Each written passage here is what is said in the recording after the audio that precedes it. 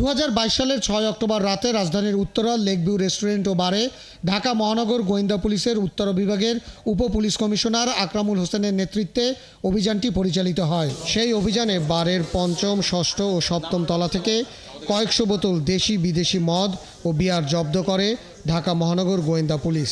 বার থেকে কর্মচারী, ক্রেতা সহ প্রথমে 70 জনকে আটক করা হয়, পরে 35 জনের বিরুদ্ধে মাদকদ্রব্য নিয়ন্ত্রণ আইনে মামলা দেয়া হয়। প্রায় 500-র অধিক বিদেশি মদের বোতল, 5400 মানে 5400-র অধিক বিদেশি বিয়ার, সেগুলি আমরা 7 তলা, 6 তলা, 5 তলা থেকে উদ্ধার করেছি। পরে মামলার এজাহার ও জব্দ তালিকায় দেখা যায় ওই দিন 71-এর ক্যামেরায় এমন কিছু দামি ব্র্যান্ডের বোতলের ছবি ছিল যা এজাহার ও জব্দ তালিকায় নেই।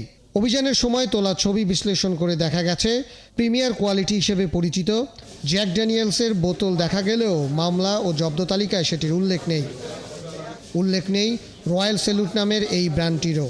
এর এক বোতলের দাম অন্তত 36,000 টাকা। এছাড়াও হাই কমিশনার ম্যাকেন্ডার জেএনবি এর বোতলের ছবি দেখা গেলেও জব্দ তালিকায় সেগুলোর উল্লেখ নেই। অন্যান্য বোতলের সাথে ছিল গ্লিনফিডিস নামের এই ব্র্যান্ডটিও, সেটিও নেই মামলা বা জব্দ তালিকায়। লিথুনিয়ান ভদকা ও পিনা নামের ব্র্যান্ড দুটিরও কোনো হদিস নেই এই তালিকায়।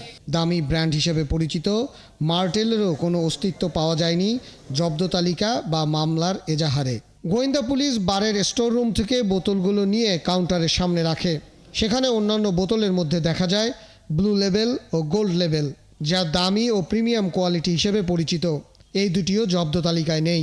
71-এর ছবি বিশ্লেষণ করে এমন 13টি ব্র্যান্ডের কোনো হদিস মেলেনি, যা সে রাতে গণমাধ্যমের সামনে হাজির করেছিল পুলিশ। আমরা নিয়ে গেছি 70 জন মতো। আমরা এখন যাচাই বাছাই করে দেখি কে কতটুকু জড়িত, কীভাবে জড়িত, সেগুলো দিকে আমরা বিবেচনা করব। উল্লেখ করেছেন বৈধ কোনো বারে মাদকদ্রব্য নিয়ন্ত্রণ অধিদপ্তরের ক্ষমতাপ্রাপ্ত কর্মকর্তা ছাড়া অভিযানের এখতিয়ার নেই। পুলিশ সহ অন্যান্য আইনশৃঙ্খলা বাহিনীর বিরুদ্ধে অভিযোগ, যথাযথ মাসোয়ারা না পেলে বিগত দিনে তারা এখতিয়ার বহির্ভূত অভিযান চালাতেন এবং জব্দকৃত মালামাল তারাই আবার গায়েব করে দিতেন। পারভেজ রেজা, 71, ঢাকা।